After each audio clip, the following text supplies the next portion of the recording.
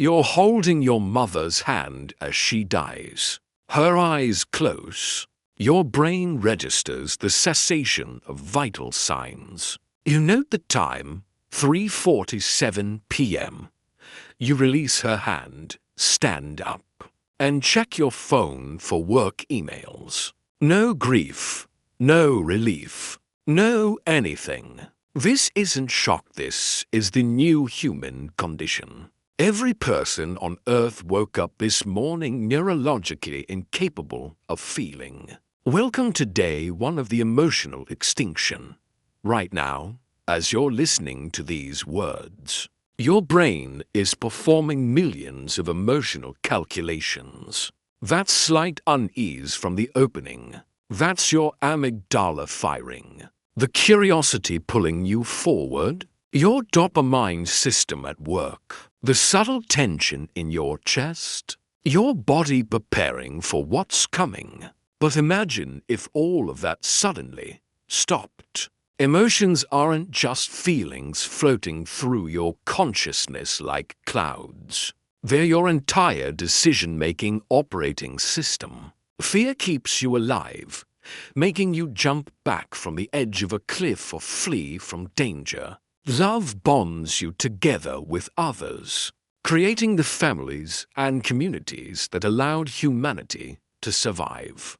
Joy gives life meaning, transforming mere existence into something worth protecting. Anger drives change, toppling tyrants and fighting injustice. Without them, you're not a stronger version of yourself. You're a biological computer running on pure logic. And that logic leads somewhere far darker than you've ever imagined. Today, you're diving into humanity's most terrifying thought experiment. Complete emotional death. Not depression, not numbness, but the total neurological inability to feel anything at all. And here's what makes this thought experiment so unsettling: it reveals something profound about what you really are beneath. The mask of rationality you wear. The first 24 hours would seem almost peaceful. You wake up and notice the absence immediately, like suddenly losing your sense of smell, but infinitely more profound. The morning sunlight streaming through your window registers as electromagnetic radiation at specific wavelengths, nothing more. Your partner lying beside you becomes simply another human organism sharing your sleeping space. When they speak to you, saying "I love you" as they have every morning for years, you process the sounds, understand the historical meaning, but feel nothing. Across the world, 8 billion humans experience this same revelation simultaneously. Parents look at their children and see small humans requiring resources. Children look at their parents and see larger humans who provide resources. The family dog whines for attention, but you simply note the acoustic disturbance and continue with mathematically optimal morning routines. But that was only the beginning of how quickly everything would unravel. By noon on day one, every relationship on Earth begins dissolving, not with fights or tears, but with the cold efficiency of cancelled subscriptions. You call your best friend and inform them that maintaining the friendship provides no utility. They agree and suggest discontinuing contact. Marriage certificates become mere legal documents. Partners divide assets based on pure mathematical fairness and separate without a backward glance. Children are redistributed to whoever can provide the most efficient care, or simply left to manage themselves if they're deemed capable.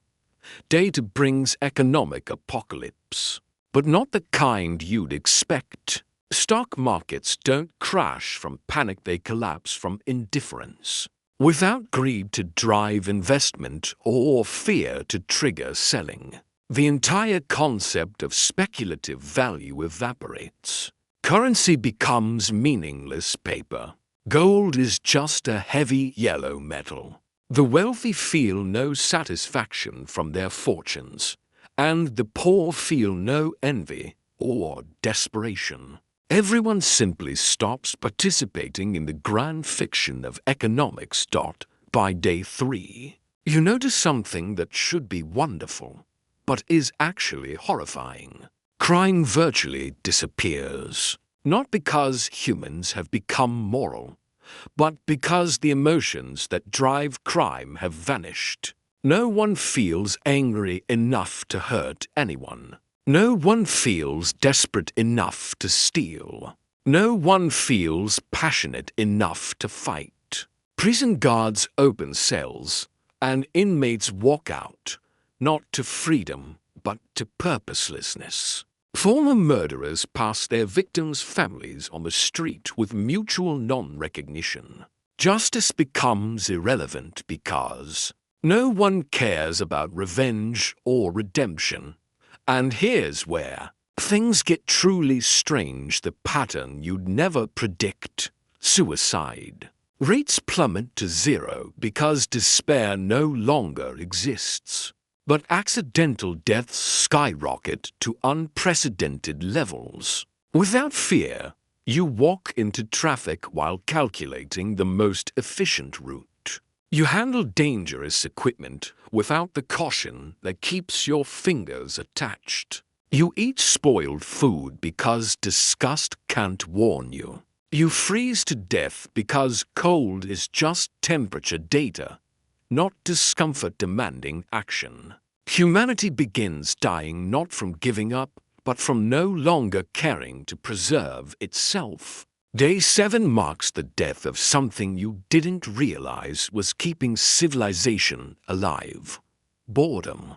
Without the restlessness that drives creativity, every artist stops creating. Musicians set down instruments mid-song. Writers abandon stories mid-sentence. Actors walk off stages and movie sets. Not in protest, they simply see no logical reason to continue.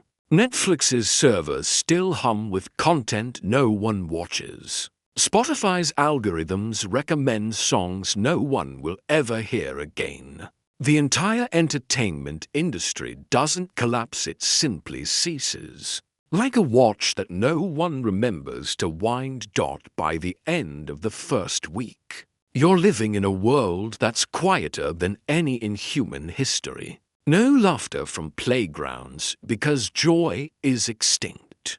No crying from nurseries because sadness is impossible. No shouting from sports stadiums because excitement died with everything else. The only sounds are functional. Footsteps, breathing, the mechanical necessities of biological existence. But the first week was just the prelude to transformation. Month 1 brings political revolution without a single shot fired. Democracy dies not through tyranny, but through pure apathy. When the government calls for elections, no one shows up not to protest, but because voting requires caring about outcomes. Politicians stop campaigning because ambition is an emotion. Dictators release their grip on power because megalomania requires feeling superior. Governments reorganize based on pure efficiency algorithms. Leaders are selected by processing capability, not charisma. Laws are rewritten to remove anything based on emotional reasoning. Justice becomes mathematics. Month 3 introduces what historians would later call, if anyone cared to record history, the reproduction problem. Without love, lust, or even loneliness, human mating becomes a calculated resource allocation exercise. You might engage in reproduction if the logical benefits outweigh the energy expenditure, but most conclude it doesn't. Birth rates crater by 94% globally. The few children born are raised in efficiency centers, receiving optimal nutrition and education, but no affection. Because affection no longer exists. By month 6, humanity implements the efficiency purge. Though no one calls it that because naming things dramatically requires caring about drama, humans begin systematically removing illogical population segments. The disabled, elderly, and chronically ill are methodically eliminated not from hatred or fear, or even coldness, but from pure resource optimization. You might watch your grandmother being processed and feel nothing beyond mild acknowledgement of improved resource distribution. She wouldn't feel betrayed because betrayal is an emotion. She would walk into the processing center understanding the logic perfectly. Month 12 brings linguistic evolution. Words describing emotions begin vanishing from daily use. Love becomes an archived term, like phlogiston, something people once believed in, but now know never existed. Poetry transforms into technical manuals because metaphor requires feeling connections between unlike things. Music becomes pure mathematics, rhythm without soul, harmony without heart. You still have vocal cords, but nothing left worth singing about. And yet, the truly horrifying transformations are still ahead. Year 10 sees humanity achieve something philosophers dreamed of for millennia: perfect global cooperation. Not through peace or understanding, but through emotional vacuum. Without nationalism stirring pride, borders dissolve. Without fear of difference, racism ends. Without greed driving consumption, climate change reverses. Poverty is eliminated through resource redistribution algorithms. War becomes obsolete because conflict requires caring about disagreement. You've solved every problem that plagued humanity for centuries, and the solution feels like nothing at all. But here's what those philosophers never predicted: year 50 brings the purpose crisis. Without emotional rewards, humans stop pursuing goals. Why conduct scientific research when discovery brings no joy? Why explore space when wonder is dead? Why cure diseases when suffering doesn't suffer? Humanity becomes a maintenance species, keeping existing systems running, but creating nothing new. You become biological robots, maintaining mechanical robots, maintaining infrastructures serving no one's happiness. Because happiness doesn't exist. Year 100 marks the beginning of the final generation. Without emotional bonds to offspring, humans stop reproducing entirely, not as a choice or movement, but as a logical conclusion. Children require enormous resource investment with no emotional return. The species that replaces humanity isn't artificial intelligence or alien invaders, it's you, transformed into something unrecognizable. Still walking, still breathing, but no longer human in any way that matters. The cities still stand, perfect and maintained. The air is clean. The oceans are pure. Every problem solved. Every conflict ended. And absolutely no one to care that paradise is empty. You've become Earth's most successful extinct species, technically alive, but existentially terminated. But now, let me tell you the most terrifying truth of all. The revelation that makes this thought experiment truly nightmarish. Emotions aren't a bug in human software that occasionally causes system crashes. They're the entire operating system.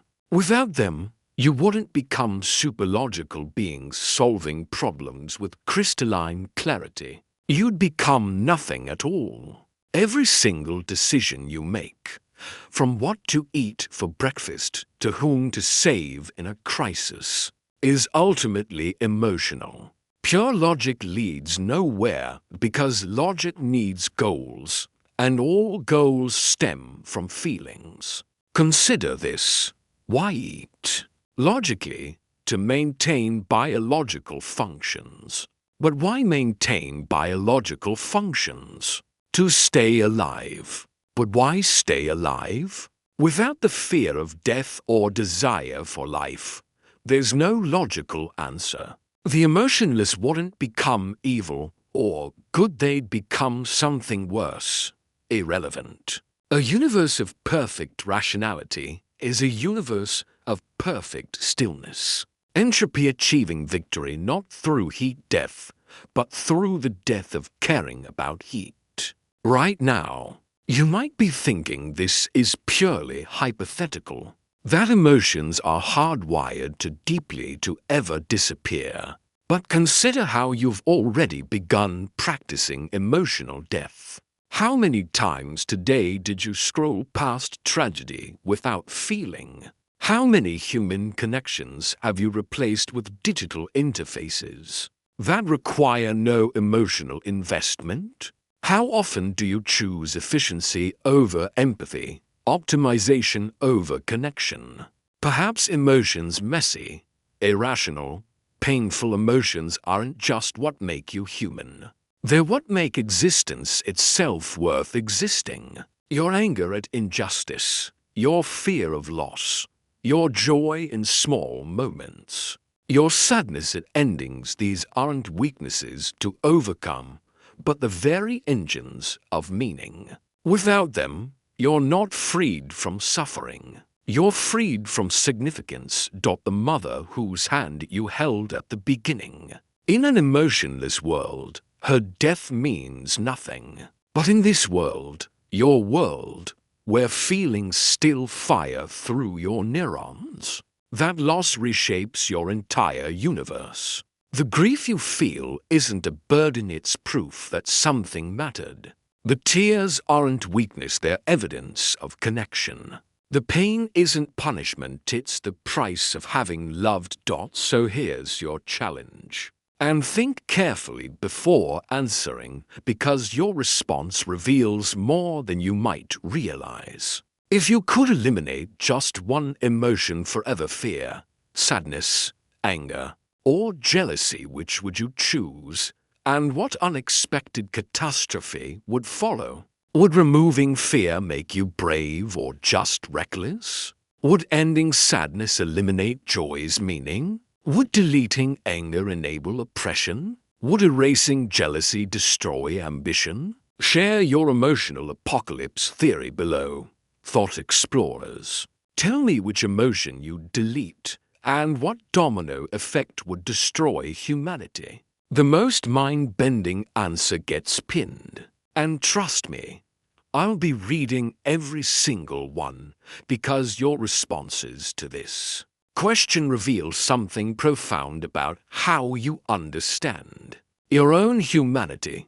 But here's what's truly horrifying: you're already becoming emotionless in one specific way, and you're probably experiencing it right now while watching this.